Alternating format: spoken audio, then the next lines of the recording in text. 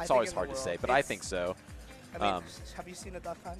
I mean, besides Raito, I don't even know who the other duck hunts. Raito doesn't even play any duck hunt anymore. I always just presume, whenever I say I don't know, that there's some really good Japanese player who I just don't know, because like there's a lot of Japanese players who like to play kind of niche characters, and they're a lot of really good Japanese players. So with that, pending the random Japanese duck hunt I don't know about, yeah, definitely. Do you know a random Japanese Toon Link? I haven't seen this character ever. I do actually. I can't remember the name of their tag, but I remember JoJo talking actually about a specific one. So I'm saying, for sure, top 5. We'll just put it that way. But yeah, this is going to be a interesting matchup of the different types of zoning, aggressive zoning and more passive. Play by the projectiles, stay back kind of figure. Eating my words, as he's fucking going in on him, just aggressive as hell. Embo taking this lead. One of the things with camping and zoning and projectile characters, especially if you're a character that has a projectile that you have to interact with, that doesn't necessarily hurt you, like Can, for example, if you have a lead in this matchup, it is so hard for the other person to come back. Because once they have to start running into your projectiles, the game gets a lot harder. So both these players, the first stock of all these games are going to be really important. Absolutely. And yeah, just like setting the pace of the game with the initial stock and the kind of the tempo that they're playing with, I think is just going to be more important for this than, say, like the JoJo Moxie set, where they're just kind of scrapping with each other from stock to stock, just always kind of feeling like anyone can kind of take it. This is much more of a tempo game. The tempo game it is, because once you have that lead, we'll start to see drop on his own bomb to take it off the top. And now we can see it. Now Embo can just sit back, throw his pigeon, throw his gunman, have all the homies come up and help him, because now JoJo has to approach him. And 81% is not an easy percent to kill. I mean, anyone with Toon Link. So yeah, Toon Link definitely has the kill confirms, but not at 81%. And yeah, interesting that he opted. Embo opted to go for the pigeon into up air. So it's like, seems like there's decent amount of there's like combinations you can go off of that. Oh my god, that scooped him from a mile away! That was the ice cream man saying, "Children, let me give you a scoop of chocolate," because that just came out of nowhere. Oh my god. Speaking of nowhere, that almost kills him. Sharks doesn't get it. 130%. I mean, Embo had the lead. He got what he needed, basically. Like, dying there is fine. JoJo still has to come back with this huge. Oh my god, that was sick. The whole dragging manipulation of the can stuff is so cool to me. Like, I don't know how hard it actually is to do, but it looks hard and it looks really sick. Doing it and moving is hard, because if you move forward and press B, you might accidentally vision. That's what I'll say about it. So Embo doing a pretty good job. There's some nuance and stuff going on there. Oh, back air. Nice back air. Oh, I think caught on the DI, like, not correct there, I want to say, although it was a pretty hefty percentage, but it's hard to say. It's always hard to tell when it was a bad DI or just like actually legit death. Now the situation is basically the same, but a little worse. But I was going to say, yeah, Embo's at 30% instead of 80%, but now he's at 102%. JoJo with this edge guard. JoJo 0 to deathing him pretty much off the side, making a statement saying, I will not be taken out of this game that easily. I mean, now it's back to the first stock, but you're on your last, so we'll see how nerves may come in a part of this. Embo deciding to burn his double jump. He's doing a lot of these pigeons. A lot of people will run up trying to do an option, but pigeon covers that pretty well. We'll see if JoJo starts shielding, maybe baiting it out, because it is a lagging move. You can jump over it, you can punish it. And sitting and chilling and shield. Always interested to see how JoJo's going to set up for like the kind of shield hold setups where you hold your bomb and it like that splash damage gets your opponent. Oh, into the can. Combos, drag down. Look at that drop. Just placing it. Oh, tries to go for the same up smash. What was that? If you down the can, it comes back to you. That is crazy. I get to explain all these duck hunt shenanigans because I play the character. I'm loving it. Oh my god, almost killing. Almost killing. Can gets really stale. Down tilt, taking it. Down tilt sends the can super low, so you can come right underneath them, pin the can upwards. Okay. And it covers fast fall down, and it covers jump up, because if they start jumping up, you react to the can upwards. And almost a checkmate situation. Embo Z taking game 1. What stage do you think JoJo needs. See now, and I always talk about how like oftentimes stages aren't like for some matchups stages are like obviously it matters but not a ton. I feel like with these characters like the stages matter quite a bit more just in terms of all the setups for the items and on both sides. So not super surprised to see small battlefield. But you want to try to smother the duck hunt a little bit. It is good for duck hunt. Plats like on plats above you, you can put the can up there and just start throwing pigeons like that. So it's hard to jump and it's hard to approach in the front. So we'll see how JoJo uses these platforms and uses the more claustrophobic, I would say, setup of the stage to try to get in. Embo missing the ladder, missing a couple percent there, but it's looking like a relatively even game so far. Nothing too crazy happening. Yeah, I do think the read into infinity, just seeing if he's gonna go behind him. But yeah, I do think that the slightly smaller stage definitely favoring kind of that mid-range aggression zoning style that JoJo is able to pull off here. Yeah, oh my nice God, read. I love that. And he's taunting, he's feeling it. Feeling it. You got to keep your mental in the game, so I understand it. Let's see if Embo gets too distracted. Now, see how JoJo doesn't have to go in now? Yeah, kind of nice. Kind of nice. You don't have to deal with these flying projectiles. You can just sit under this platform, hold your shield, use your bow, throw bombs, do whatever you need. But the biggest thing is once you have this lead, you play like this because, well, you can and it's optimal. Yeah, and yeah, definitely it's optimal. Like the bow doesn't really seem to come out very often unless he's in this situation where just only using his kind of normal buttons to keep Duck Hunt out, and then just, yeah, we'll make him say, hey, you got to come to me. And this is basically a turnaround of the first game. Embo sitting at 70%, has to make up this stock and then some on the second stock. And JoJo not making it easy. And I think what we're seeing is whenever, since both these characters obviously have plenty of zoning tools, whenever Toon Link is in the lead and zoning out Duck Hunt has like no way to really effectively get in. But sending JoJo to the doghouse with the down smash into the dumpster, truly a good I didn't even think he had time to pull that off. It just kind of came out of nowhere. He did up air, hit the can, and then falling down aired it. That was nuts. Still, not exactly enough to come back. You still got to make up this stock. 67% on JoJo. I like going off there. You need to take a couple of risks because playing neutral does not look really fun. Oh my God, JoJo doing such a good job with these falling up airs. It just lasts so long. Yeah, just the neutral exchanges. He's going to lose this war of attrition, so he does need to be kind of going for the Hail Marys right now.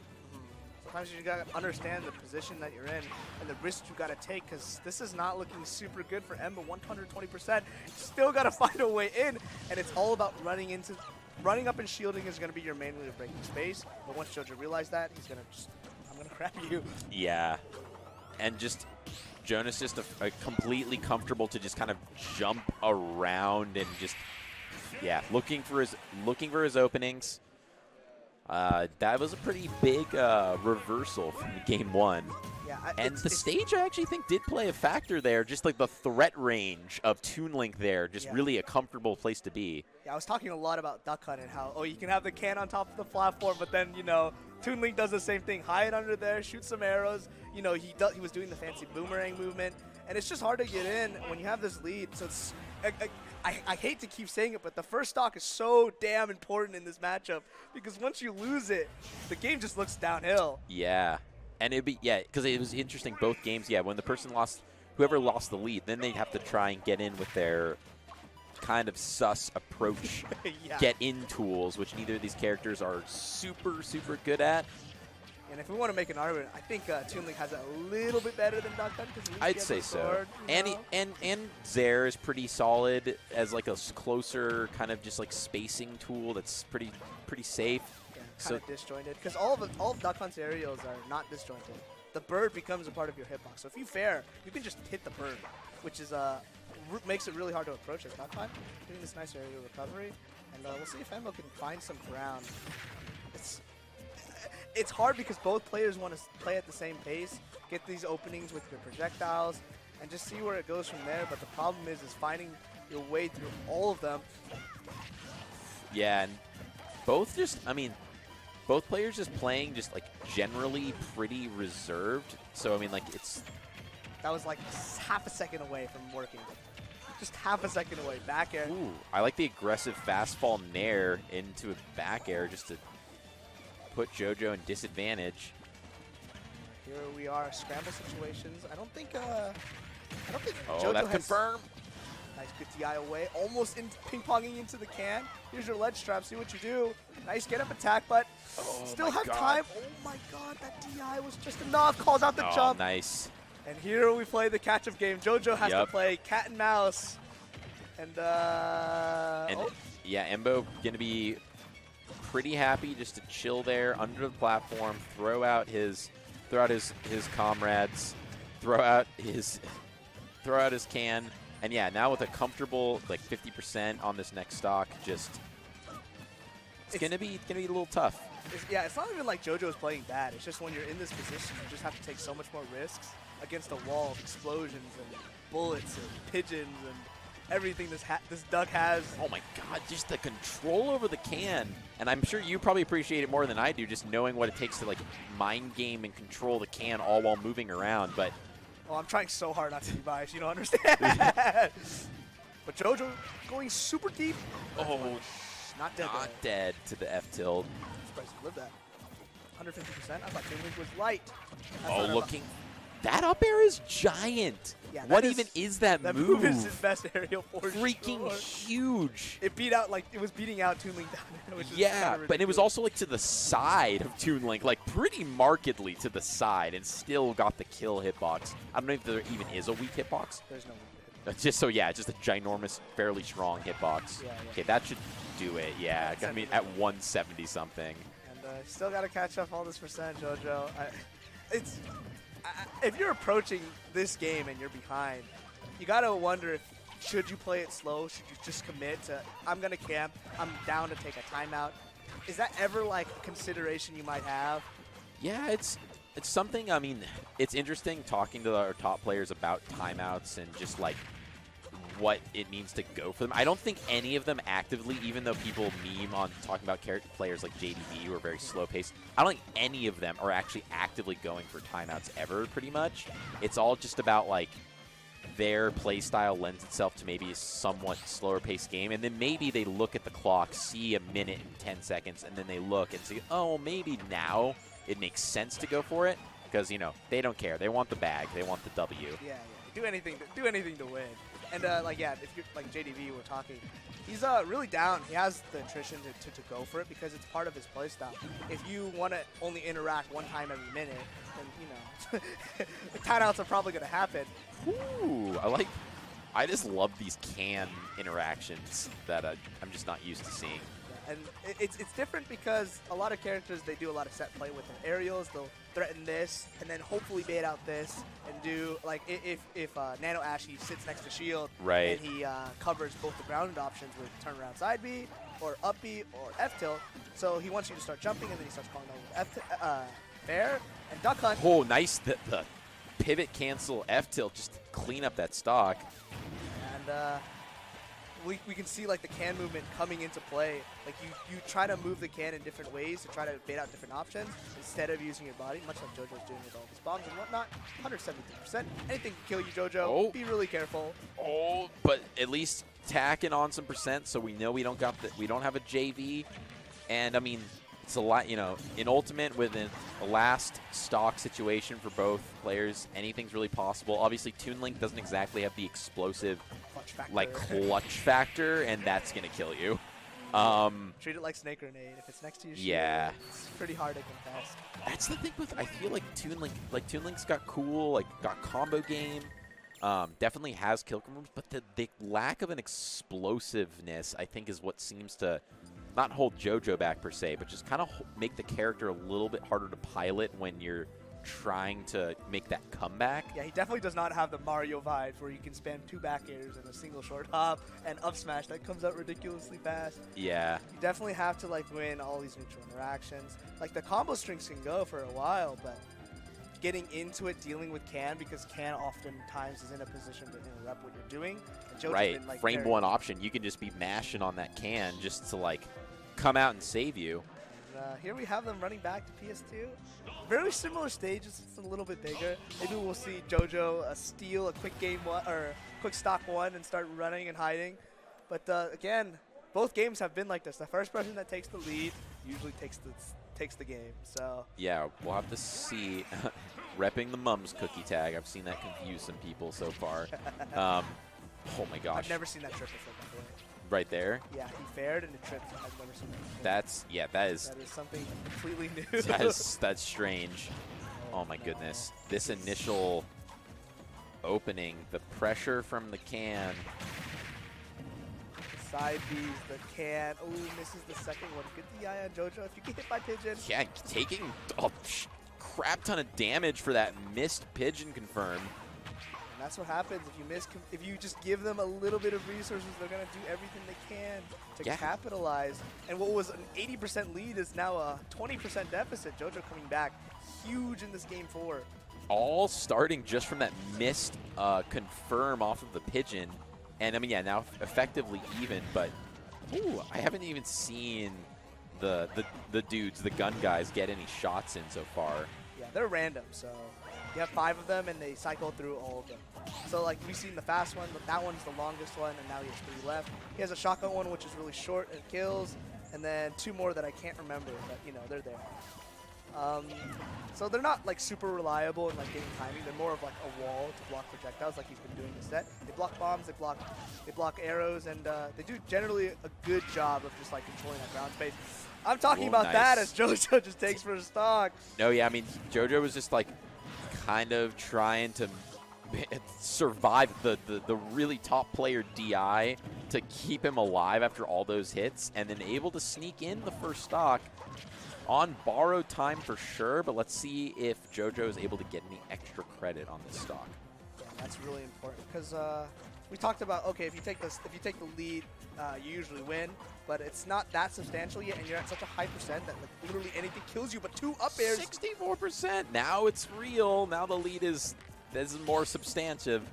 And you still got to get the kill too. Embo opting for soften air, doesn't get the fair or anything, no F tilt, and then dying to the bomb. Here's just throw him up. Yeah, and living. That doesn't kill to like 220. Oh man, that is awful. Someone buffed Duck Hunt. Yeah, we don't gotta kill throw. Jeez. Back throw doesn't kill either? No, back throw. Okay, there we go. Finally back area with like 200 and something. Sometimes you just gotta hold that. You can't stales often because it's one of the most frequent used projectiles in your kit, so it's hard to get kills with it. Up air. Oh my god, killing it 130, and I mean, yeah, that was just catching him real high up there, and up air, dummy strong.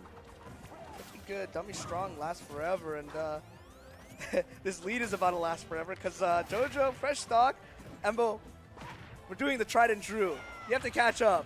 So now you have to approach. So this advantage state has to go absolutely huge, or you're going to have to go through the slow, grindy gauntlet of all the projectiles that Toon Link has. JoJo's doing a really good job of zoning him out. We see it back to neutral. And here we are once again. Just kind of jockeying around here. I did like Embo going off stage with the down air, trying to catch him and just take an early just return stock.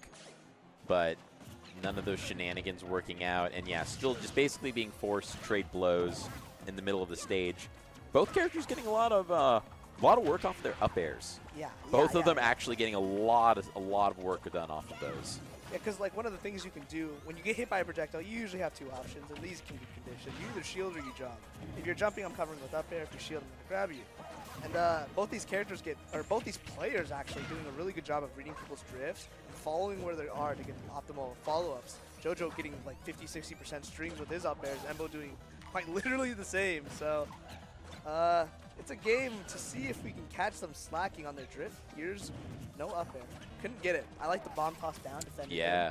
Really, really smart. Oh, but that's going to take it. And JoJoDaHoBo making a convincing return to make it game number 5.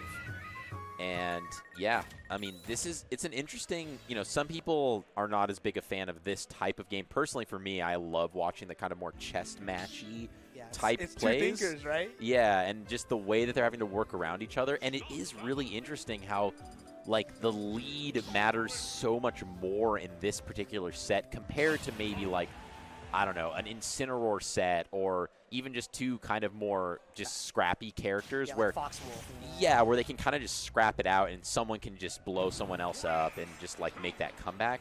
A lot more difficult in this matchup. See another run back to PS2. Not opting to care too much about the DSR rules. I'm sure both players agreed. Hey, yeah, we'll just go back to PS2. It's all right. And see how the adaptation game goes, because we had, did game 1 go to Embo? Game 2 went to JoJo. Game 3 went to Embo, and game 4 went to JoJo. Really back and forth. Really back and forth. So they're adapting. Like, it's hard to talk about the individual mix-ups that each player is doing, but they're thinking about how to throw these projectiles, because if you do it wrong, you got a bomb to your face, a boomerang to your face, and yeah, knowing when to hold, knowing just when to even, especially, I mean, as Toon, like knowing when to hold the projectile, when to throw it, when to have it just in your hand as a threat. Ooh, the risky air dodge in, not getting punished. The player's doing a little anti-roll in. Ooh, that was a misinput down for sure. Yep, you sit back. Sometimes you gotta, I like watching both these players, because sometimes you gotta give up your advantage, give up your ledge trap to pull out your projectile. Sometimes you'll see people get a hit and just opt to throw candy instead of chasing it out. That up smash! Up smash again! The second time the ice cream, I'm sorry folks with this analogy, the ice cream man with the big old scooper coming in, and then another big scoop. Up smash making up smash. No lead to be built yet. Here we are, back in neutral. This is going to happen a lot. Every time that the can is in a useful spot, Embo tries to put it away. JoJo doing such a good job finding these openings. So, I have a sword, you know. Yeah. I would say that these platforms have definitely been favoring, at least in this game, have been favoring JoJoDaHoBo a bit more. Just the way that Embo's found himself kind of caught on the platforms and then just getting mashed on with aerials from JoJo. Yeah, because Duck doesn't really have any out-of-shield options. Your best out-of-shield option is technically can, but you're canning yourself too, so it just resets your disadvantage. Yeah, what is Nair out of shield? Like, it's like frame 12. Oh God, so yes, it's not really an option. You can do it. I think it's a little bit better than frame 12. I think it's like frame 10, maybe 9 if I'm being really generous, but it's not going to cover a lot of it. Like Embo opting to move out instead of saying I have an out-of-shield option. It's one of the harder parts about this matchup because JoJo has up the out-of-shield. I'm not sure how fast that is, but definitely haven't seen Embo being the one to bash on JoJo's shield. They actually, now that you mentioned, they really haven't been hitting. They haven't been aggressing on each other's shields too much, unless we're talking about, again, when Embo is on the platform and then JoJo can kind of come up and just aerial on him and drop down, just keep that threat up. Other than tossing bombs, of course, at his shield. Yeah, there was that run up grab that we saw. Either you run up shield and that gets grabbed. Oh my God, the conditioning by JoJo, the spot dodge, F tilt, taking it. JoJo up a stock in basically the most important concept in this match, and Embo on his tournament stock. Yeah, this is tournament stock. Both of them really, I know, want to continue on in top 8 for a crack. I'm sure that JoJo would love to get the run back against Moxie. I'm not actually sure who sent Embo into losers, but my guess is they are probably also waiting on the winner's side of top 8. So definitely them both wanting to continue, and it's going to be decided really soon. JoJoDaHoBo popping off there. Excited about the return, being able to bring it back, take that 3-2. And Embo